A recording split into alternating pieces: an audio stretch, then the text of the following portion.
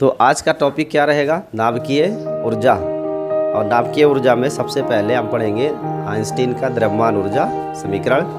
और आइंस्टीन का द्रव्यमान ऊर्जा समीकरण एक संबंध है जो ये बताता है कि द्रव्यमान को ऊर्जा में और ऊर्जा को द्रव्यमान में रूपांतरित कर सकते हैं।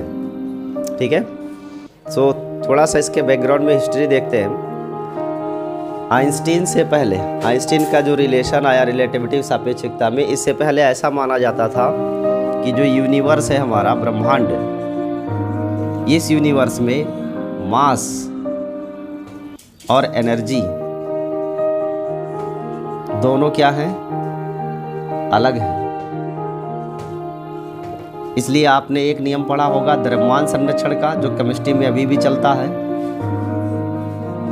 द्रव्यमान संरक्षण का नियम कि द्रव्यमान को ना उत्पन्न कर सकते और ना ही नष्ट कर सकते, द्रव्यमान को सिर्फ एक रूप से दूसरे रूप में बदल सकते। ठीक ऐसे ऊर्जा का आपने सिद्धांत पढ़ा होगा, इसे ऊर्जा संरक्षण कहते हैं। और ऊर्जा संरक्षण का सिद्धांत ये कहता है कि ब्रह्मांड की कुल ऊर्जा ना कभी नष्ट होती है ना उत्पन्न की जाती है, जितनी ऊर्जा है वो उतना क्या होती है? संरक्षित। यानी आइंस्टीन की थ्योरी के पहले ऐसा माना जाता था कि पदार्थ में द्रव्यमान एक अलग गुण है और ऊर्जा एक अलग गुण है। बात स्पष्ट है। जो ये ऊर्जा पदार्थ में होती है, पदार्थ में ऊर्जा का कारण, यानी किसी पदार्थ में ऊर्जा क्यों होती है। वैसे ऊर्जा का आप मतलब समझते हो ना, किसी पदार्थ में ऊर्जा है, इसका मतलब है कि उस पदार्थ में कार्य करने की क्षमता है।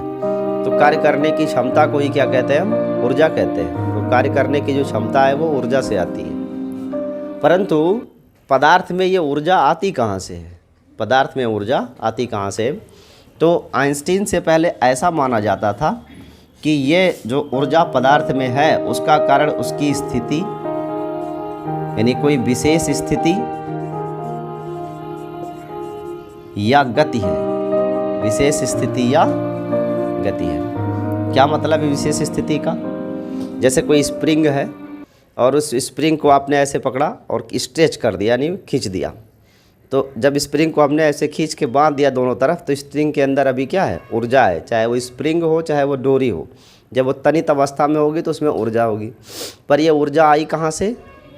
उस स्प्रिंग या स्ट्रिंग यानी डोरी या स्प्रिंग को खींचकर बढ़ाने में किए गए कार्य से। तो जो हमने वर्क किया वही स्प्रिंग में क्या है? ऊर्जा के रूप में संचित होती है। यह है विशेष अवस्था।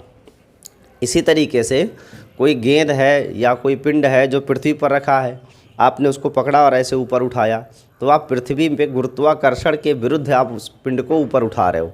इसमें आपने कार्य किया। तो जो आपने कार्य किया वो कार्य उस पिंड में गुरुत्वीय स्थितिज ऊर्जा के रूप में क्या हो जाती है? संचित हो जाती है। तो जो यहाँ पर एनर्जी है वो किसी विशेष स्थिति या अवस्था के कारण होती है पिंड में, ऐसा माना जाता है। या वो पिंड गति कर रहा हो, और गति करेगा तो हम सभी जानते हैं जो सिद्धांत है कि गतिज ऊर्जा में हुआ परिवर्तन किए गए बाह्य कार्य के बराबर होता है। यानी जितना वर्क किसी सिस्टम पर हम करते हैं या पिंड पर करते हैं, वो पिंड की गतिज ऊर्जा में हुई वृद्धि के समकक्ष हो जाता है या बराबर होता है। तो आइंस्टीन से पहले ऐसा माना जाता था, ये ओल्ड कॉन्सेप्ट है, ध्यान में रखिएगा, पुराना कॉन्सेप्ट है, कि ब्रह्मांड में पदार्थ है और उस पदार्थ में अपना द्रव्यमान का एक अलग गुण पाया जाता है और ऊर्जा का एक अलग गुण पाया जाता है। यानी दोनों द्रव्यमान और ऊर्जा दो अलग अलग गुण हैं किसके? पदार्थ के। उसमें से द्रव्यमान संरक्षण का एक अलग नियम, ऊर्जा संरक्षण का एक अलग नियम, दो नियम आपको पढ़ाया गया। फिर उसमें क्वेश्चन था कि पदार्थ में ऊर्जा आती क्यों है? तो उसका कारण था कि उसकी विशेष स्थिति अथवा गति की अवस्था के कारण पिंड में एक ऊर्जा निहित होती है। कितना स्पष्ट हुआ? लेकिन जब आइंस्टीन आए तो आइंस्टीन ने ऑब्जर्व किया। क्या ऑब्जर्व किया था आइंस्टीन ने और कैसे कैसे इनका रिलेशन बना, उसको ध्यान से समझिएगा। मान लो आपको सोडियम आने कहा, सोडियम है तो इसका एटॉमिक नंबर क्या है? 11 और परमाणु भार कितना होता है? इसमें नंबर ऑफ न्यूट्रॉन्स कितने हैं और नंबर ऑफ प्रोटॉन्स कितने हैं? तो प्रोटॉनों की संख्या तो 11 ही होगी, न्यूट्रॉनों की संख्या 12 होगी। अगर हम इसके नाभिक की बात करें, नाभिक, तो नाभिक में दो ही कण पाए जाते हैं, न्यूट्रॉन और प्रोटॉन के द्रव्यमान लगभग क्या होते हैं? बराबर होते हैं। कितना होता है लगभग 1.67 इंटू 10 पावर -27। ये किसी एक न्यूट्रॉन या किसी एक प्रोटॉन का द्रव्यमान। इस सोडियम के नाभिक में कितने आपको न्यूक्लियॉन दिख रहे हैं, न्यूट्रॉन प्रोटॉन मिला के 23। तो नाभिक का भार कितना होना चाहिए इसका 23 गुना। यही तो नाभिक का भार होना चाहिए। तो नाभिक का द्रव्यमान इसका गुणा कर लीजिए, कितना आएगा। गुणा करना आता है ना। 1.67 का 23 से गुणा करेंगे 3 सते 21 और 3 छक 18 और 2 20 का 0 और 3 एकम 3 2 5 2 सते 14 2 छक 12 1 13 और 2 एकम 2 और 1 3 1 4 5 3 8 ये आएगा। अर्थात ये बन जाएगा 3841 इंटू 10 पावर -27 kg। यही तो आना चाहिए। दशमलव तो लगाएंगे ही, 2 अंक पहले दशमलव लगा देते हैं। ये मास हो गया किसका, नाभिक का। सोडियम के नाभिक का द्रव्यमान है। परंतु सोडियम के नाभिक का द्रव्यमान होता कितना है, होता कितना है। इसे यू में चेंज कर सकते हो ना, यूनिट AMU में चेंज कर सकते हो। कैसे, आपको पता है कि एक AMU बराबर कितना मास होता है 1.66 इंटू 10 पावर -27। क्यों, एक यूनिट बराबर 1.66 गुणे 10 की घात ऋण 27 किलोग्राम होता है एक AMU का। अगर इतने किलोग्राम है तो कितना AMU बनेगा यूनिट, उसको डिवाइड कर लेते हैं। तो ये आ जाएगा 38.41 इंटू 10 पावर -27 और बाई 1.66 इंटू 10 पावर -20। ज़रा इसका डिवीज़न करके बताइए कितना आ रहा है। डिवीज़न करके बताइए कितना आएगा। 27 तो कैंसिल हो जाएगा।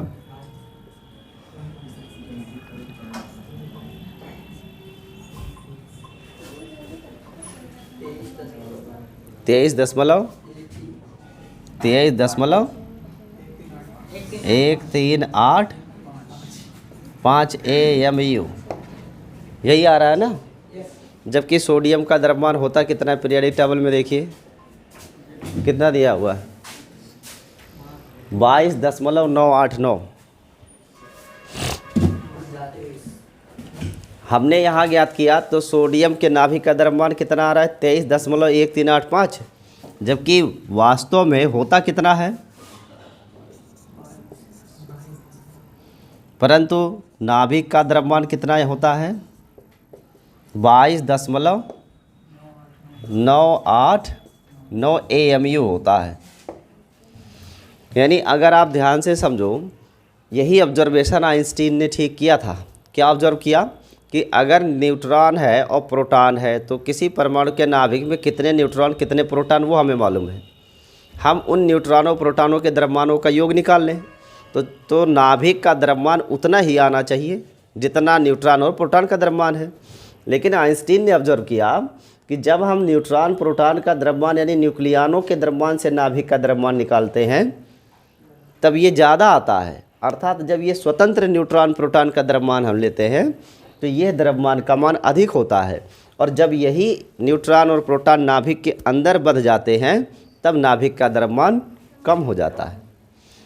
तो सेम कण का द्रव्यमान अलग अलग कैसे हो सकता है। यहाँ से आइंस्टीन ने ऑब्जर्व किया कि इसका मतलब ये है कि ये जो पहले से द्रव्यमान है और जो बाद में द्रव्यमान आया है, इन द्रव्यमानों में जो अंतर आया है यही अंतर ही नाभिक में से ऊर्जा के रूप में बाहर निकल रहा होता है।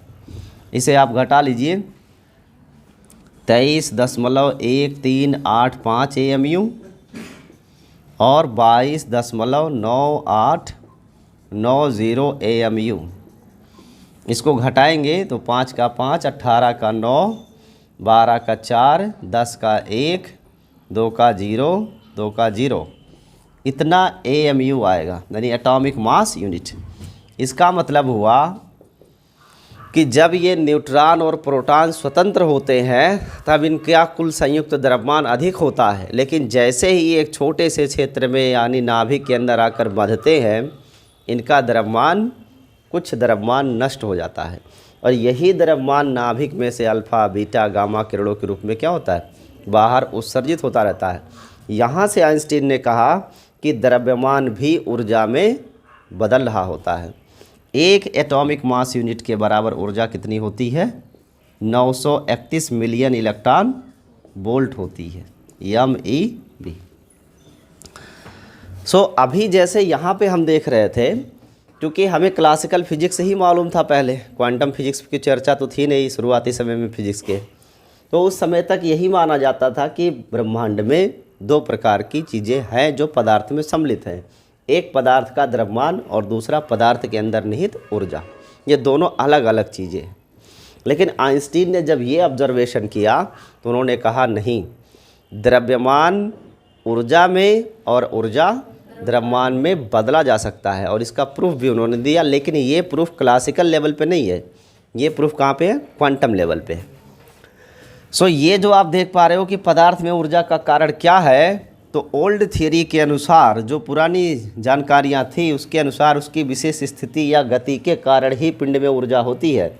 लेकिन जो मॉडर्न फिजिक्स है जिसमें आइंस्टीन का योगदान भी शामिल है, वो कहता है कि विशेष स्थिति नहीं, विशेष स्थिति के कारण होती है परंतु द्रव्यमान के कारण भी होती है,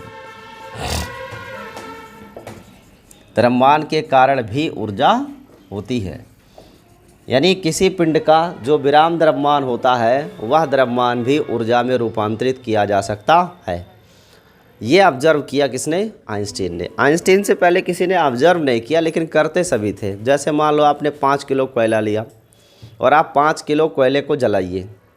जब आप 5 किलो कोयले को जलाएंगे तो राख के रूप में आपको 1 किलो मिल गया मान लीजिए, बाकी वो 4 किलो कहाँ गया, 4 किलो का धुआं थोड़ी ना बना होगा, कहाँ गया वो 4 किलो। इसको किसी ने ऑब्जर्व नहीं किया, आइंस्टीन ने ऑब्जर्व किया तो उसने कहा कि द्रव्यमान जो है वो ऊर्जा में क्या हो रहा है, रूपांतरित हो जा रहा है। ठीक है, द्रव्यमान ऊर्जा में क्या हो रहा है, रूपांतरित। जब कोयला बर्न होता है तो 5 किलो में से 4 किलो कोयला क्या हो जा रहा है, एनर्जी में कन्वर्ट हो जा रहा है, बाकी जो वेस्ट बच रहा है वो राख है। किसी पिंड में उसके द्रव्यमान अर्थात विराम द्रव्यमान के कारण भी ऊर्जा होती है।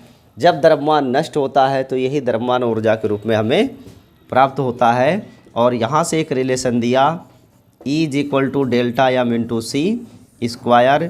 इसे ही आइंस्टीन का द्रव्यमान ऊर्जा तुल्यता कहते हैं। यानी द्रव्यमान ऊर्जा में रूपांतरित किया जा सकता है और ऊर्जा को द्रव्यमान में रूपांतरित किया जा सकता है। ये है मॉडर्न कॉन्सेप्ट और इसे कहते हैं आइंस्टीन का द्रव्यमान ऊर्जा तुल्यता संबंध। क्या आपको बात समझ में आई? तो ये ऑब्जर्वेशन कहाँ से होता है? अभी मॉडर्न फिजिक्स से होता है, जबकि ओल्ड कॉन्सेप्ट इस तरीके से है। ये समीकरण आप नोट कर लीजिए, फिर और बातें बताते हैं आपको। तो हमने अभी आइंस्टीन का समीकरण देखा, ठीक है। इसमें जो रिलेशन लास्ट वाला है डेल्टा m = E/c², इसके कुछ उदाहरण आप देख लीजिए। देखो, जैसे मोबाइल की बैटरी है, ये इक्वेशन क्या कहता है कि अगर हम किसी पिंड को ऊर्जा देंगे, मान लो कोई पिंड है या पदार्थ है, अगर इसको बाहर से ऊर्जा दी जाए तो इसका द्रव्यमान क्या होगा? बढ़ जाना चाहिए। अगर किसी सिस्टम, किसी निकाय को बाहर से ऊर्जा दी जाए तो उस निकाय का द्रव्यमान बढ़ जाता है। यही ऑब्जर्वेशन है आइंस्टीन का। बट ये इतना कम बढ़ता है, यानी इंक्रीजमेंट इन मास, यानी द्रव्यमान में वृद्धि इतनी कम होती है जिसे हम फील नहीं कर पाते हैं। या कुछ ऐसे इंस्ट्रूमेंट है जहाँ ऐसा आप ऑब्जर्व कर सकते हो। जैसे उदाहरण के लिए मोबाइल की बैटरी।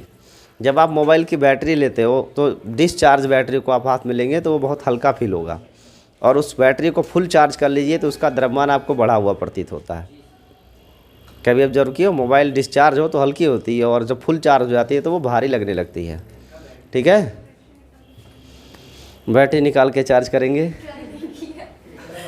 कोई बात नहीं। बट मानिए क्योंकि ये आपसे ज़्यादा होशियार लोगों का कथन है, तो ये आइंस्टीन की थ्योरी है, इसलिए ऐसा मान लेना चाहिए आपको। ऐसे उदाहरण के लिए आप देखो, जैसे पानी है, पानी को अगर आप गर्म करो लगातार तो पानी की विशिष्ट ऊष्मा होती है ना, जितनी उसकी विशिष्ट ऊष्मा होती है उतना ऊष्मा को ऑब्जॉर्व कर लेता है। तो अगर जल ऊष्मा को ऑब्जॉर्व कर रहा है तो जल का द्रव्यमान क्या होगा, बढ़ जाएगा। बट कोई ऐसा भौतिक तुला है नहीं जिसके द्वारा हम इस घटना का ऑब्जर्वेशन या प्रायोगिक प्रदर्शन कर सकें, क्योंकि ये इंक्रीजमेंट बहुत कम होता है, इसी वजह से इसका कोई वेरिफिकेशन है नहीं।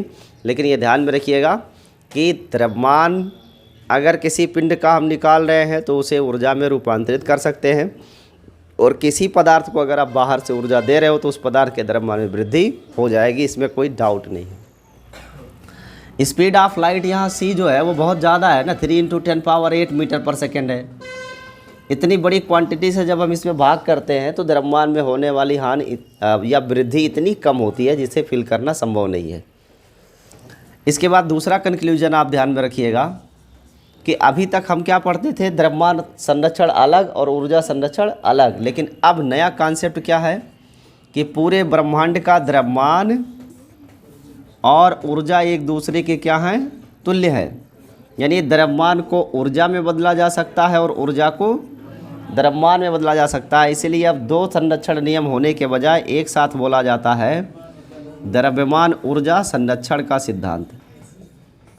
द्रव्यमान ऊर्जा संरक्षण अर्थात इस पूरे ब्रह्मांड का द्रव्यमान और ऊर्जा पूरा टोटल क्या है, कंजर्व है। इसको इंथाल्पी कहते हैं। क्या कहते हैं, एंथाल्पी। ये एग्जाम में कई बार वर्ड पूछा जाता है, इंथाल्पी क्या है। तो पूरे ब्रह्मांड के लिए द्रव्यमान ऊर्जा टोटल क्या है, कंजर्व है। इस ब्रह्मांड में ना कुछ बाहर से आ रहा है और ना ही इस ब्रह्मांड से कोई चीज़ बाहर जा रही है। जो पहले थी वैसे ही है, बट वो एक दूसरे फॉर्मेट में क्या हो रहा है, बदलता जा रहा है। उदाहरण के लिए सबसे अच्छा उदाहरण आप देखो, पृथ्वी पर जनसंख्या लगातार बढ़ती जा रही है, पॉपुलेशन ग्रो हो रहा है ना, बहुत ज़्यादा लोग पैदा होते जा रहे हैं और वो 50-50, 60-60 किलो के आदमी तैयार होते जा रहे हैं, ठीक है। परंतु पृथ्वी का जो द्रव्यमान है कभी वो बदलता है नहीं। पृथ्वी का द्रव्यमान 6 × 10⁻24 किलोग्राम का है, वो उतना ही कांस्टेंट है। क्यों पृथ्वी के द्रव्यमान में वृद्धि नहीं होती जबकि जनसंख्या वृद्धि हो रही है? उसका कारण है कि जो ये जनसंख्या वृद्धि हो रही है, जो ये आदमी 60-60 किलो के तैयार हो रहे हैं, ये 60 किलो कहीं बाहर से नहीं आ रहा है। पृथ्वी का ही आप अनाज, दल, चावल, भोजन जो भी है सब पृथ्वी का ही इकट्ठा कर रहे हो और इकट्ठा करके एक पिंड बना रहे हो। फिर वही जो पिंड है वो इसी में नष्ट होकर फिर मिल जाता है। कहने का तात्पर्य इस पृथ्वी के ही तत्वों से मिलकर के शरीर बना हुआ है और ये तत्व कहीं बाहर से नहीं आए, हमने पृथ्वी से लिए हैं। इसलिए पृथ्वी के नेट द्रव्यमान पर कोई प्रभाव नहीं पड़ेगा, चाहे जितने लोग पैदा हो जाए धरती पर, चाहे 1 कुंटल वाले हो चाहे 50 किलो वाले। समझ रहे हो ना, ये मास कहीं बाहर से नहीं आ रहा है, ये पृथ्वी के ही तत्वों से मिलकर बना हुआ है। हम ह्यूमंस हैं, इसमें डिफरेंस सिर्फ इतना है कि हमारी जो कैपेबिलिटी ऑफ थिंकिंग है वो हायर लेवल की है। नहीं तो हमारा जो शरीर है मनुष्यों का वो जानवरों से किसी भी तरीके से अच्छा नहीं है। जैसे उदाहरण के लिए अगर इन स्ट्रेंथ हम लें शक्तिशाली में, तो हमसे ज़्यादा शक्तिशाली घोड़ा, गधा सब है कि नहीं? क्या हम उतना पावरफुल हैं जितना वो काम कर सकते? तो हाथी उससे भी ज़्यादा और पहलवान जानवर है, उसके एक पैर के बराबर भी हम नहीं है, लेकिन श्रेष्ठ हैं। क्यों? क्योंकि हमारी थिंकिंग पावर और फीलिंग्स जो है अलग है, लेवल अलग है।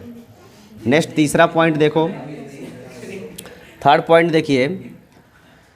एक प्रमाण तो आपको ये हो गया कि द्रव्यमान ऊर्जा में, ऊर्जा द्रव्यमान में बदलेगा, और अब कोई अलग अलग नियम नहीं, एक ही नियम चलेगा जिसमें द्रव्यमान ऊर्जा संरक्षण को लेकर हम बात करेंगे।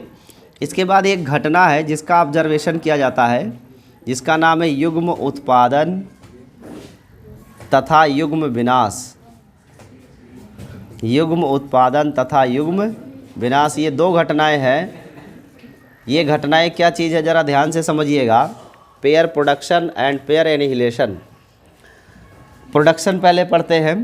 होता क्या है कि किसी परमाणु के नाभिक से अगर 2 गामा फोटॉन एक साथ आकर के टकराए, गामा किरणें क्या होती है एक्चुअली, ये फोटॉन्स होते हैं। ये फोटॉन्स अगर आ करके आपस में टकराते हैं तो इनके टक्कर से एक इलेक्ट्रॉन और एक पॉजिट्रॉन का निर्माण होता है, यानी एक नेगेटिव बीटा 0 और एक +1 बीटा 0 का निर्माण होता है। इसे क्या कहते हैं? इलेक्ट्रॉन कहते हैं और इसे पॉजिट्रॉन कहते हैं। ये जो फोटॉन्स है इनमें केवल और केवल क्या है, ऊर्जा, सिर्फ और सिर्फ इनके पास क्या है, एनर्जी है। और यही एनर्जी इलेक्ट्रॉन और पॉजिट्रॉन के रूप में क्या हो रही है, कन्वर्ट हो जा रही है। जबकि इलेक्ट्रॉन के पास मास होता है 9.1 × 10⁻³ kg और ठीक इतना ही द्रव्यमान पॉजिट्रॉन का भी होता है 9.1 × 10⁻³ kg।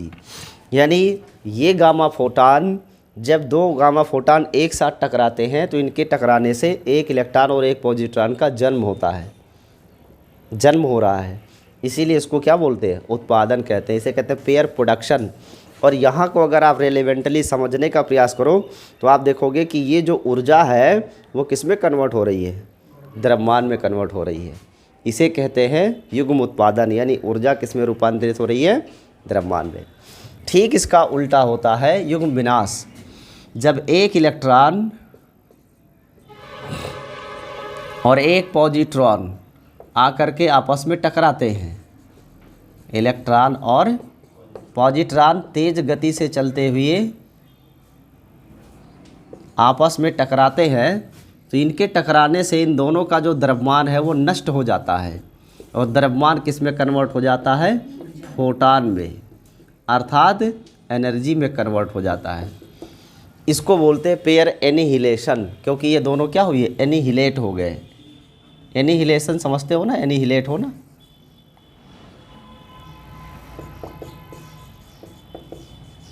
और ये क्या है, प्रोडक्शन है। यहाँ पे इनका जन्म हुआ है, इसलिए ये प्रोड्यूस हो गए हैं। इन्हें कहते हैं प्रोडक्शन और इसको क्या बोलेंगे, एनिहिलेशन। देखो एक होता है ना किसी चीज़ को बर्बाद कर देना, डिस्ट्रॉय करना। अंग्रेजी पढ़ते हो, अंग्रेजी के वर्ड बहुत अच्छे होते हैं। डिस्ट्रॉय करना, हाँ, बर्बाद कर देना। लेकिन जो ये वर्ड एनिहिलेट है ना, इसका मतलब भी बर्बाद करना होता है, लेकिन इसके बर्बादी का लेवल थोड़ा हाई होता है। जैसे डिस्ट्रॉय करना, स्कैम्पर कर देना, अंग्रेजी में ये वर्ड होते हैं। जब कहीं स्कैम्परिंग की बात या टेम्परिंग की बात है तो तोड़ मरोड़ कर फेंक दिया, उसको बोलते हैं टेम्पर करना, ठीक है, छेड़छाड़ करना। या डिस्ट्रॉय करने का मतलब है तो एक पार्ट को दो पार्ट कर दिया, वो डिस्ट्रॉय हो गया। अगर हम एनिहिलेट करने की बात करेंगे ना, तो आग लगा दिया, फूंक दिया, जल के ख़त्म हो गया, कुछ नहीं बचा। रुइन माने बर्बाद करना दूसरा होता है कि जैसे ओले पड़े, पूरी फसल सो गई, उसको कहते हैं बर्बाद होना, रुइन हो जाना। लेकिन ये एनिहिलेट करना का मतलब फसल ही गायब हो जाएगी, कुछ नहीं होगी। इसे कहते हैं कन्वर्ट टू एसेस, यानी एकदम बिल्कुल राख बना देना। हाँ, तो यहाँ पे जो प्रोडक्शन है वो ध्यान में रखना। जो एनिहिलेट वर्ड लिखा है इसका मतलब ये दोनों के दोनों कम्प्लीटली क्या होते हैं, समाप्त हो जाते हैं और उनकी जगह दो और नया गामा फोटान बन जाता है। तो एक का नाम है युग्म उत्पादन और एक का नाम है युग्म विनाश, pair production and pair annihilation. इसे ध्यान में रखिएगा। इसमें से एक क्वेश्चन बनता है कि जो ये युग्म उत्पादन हुआ है, पेयर प्रोडक्शन हुआ है, इसके लिए इस गामा फोटान की ऊर्जा कितनी होनी चाहिए, यानी गामा फोटान की एनर्जी कितनी होनी चाहिए कि वो एक इलेक्ट्रॉन और एक पॉजिट्रॉन को जन्म दे सके। इसके लिए कितनी एनर्जी इसके पास होनी चाहिए। तो याद रखिएगा, एक गामा फोटान के पास 0.51 मिलियन इलेक्ट्रॉन वोल्ट एनर्जी होनी चाहिए और दूसरे वाले गामा फोटान के पास भी 0.51 मिलियन इलेक्ट्रॉन वोल्ट एनर्जी होनी चाहिए। अर्थात नेट एनर्जी की बात करें तो आना चाहिए 1.02 मिलियन इलेक्ट्रॉन वोल्ट। अर्थात दो गामा फोटान जिनकी संयुक्त ऊर्जा का मान 1.02 मिलियन इलेक्ट्रॉन वोल्ट है, ऐसे ही दो फोटान टकरा करके इलेक्ट्रॉन और पॉजिट्रॉन को जन्म दे सकते हैं। समझ में आ रही है बात। अगर इनके टोटल ऊर्जा का मान 1.02 मेगा इलेक्ट्रॉन वोल्ट से कम है तो ये कभी भी इलेक्ट्रॉन या प्रोटॉन को जन्म नहीं दे सकते। फिर करेंगे क्या, प्रकाश वैद्युत प्रभाव, जिसमें से क्या निकलेंगे, फोटॉन्स। ये जो फोटॉन्स है, अगर इन फोटॉन्स के पास ऊर्जा 1.02 मिलियन इलेक्ट्रॉन वोल्ट से अधिक है तो ये किसी भी पदार्थ पे टकराएंगे तो वहाँ पर क्या उत्पन्न करेंगे, ये इलेक्ट्रॉन और पॉजिट्रॉन। और अगर इनकी ऊर्जा 1.02 मिलियन इलेक्ट्रॉन वोल्ट से कम है, तब जब ये किसी धातु के पृष्ठ से टकराएंगे तो उस धातु के पृष्ठ पर केवल प्रकाश वैद्युत प्रभाव वाली घटना उत्पन्न करेंगे। इस तरीके के कणों का इनमें से कोई निष्कर्षण नहीं होगा। तो ये लिमिट है, इतनी एनर्जी कम से कम इनके पास होनी चाहिए। और एक की अगर जानना हो तो 0.51 मिलियन इलेक्ट्रॉन वोल्ट, ये एनर्जी इसके पास होनी चाहिए फोटॉन के पास, तभी ये पेयर प्रोडक्शन कर सकता है। आई बात समझ में? ये है pair production and pair annihilation, note कर लीजिए। और आइंस्टीन थ्योरी का सबसे अच्छा उदाहरण है ये, जिसमें 100% एनर्जी को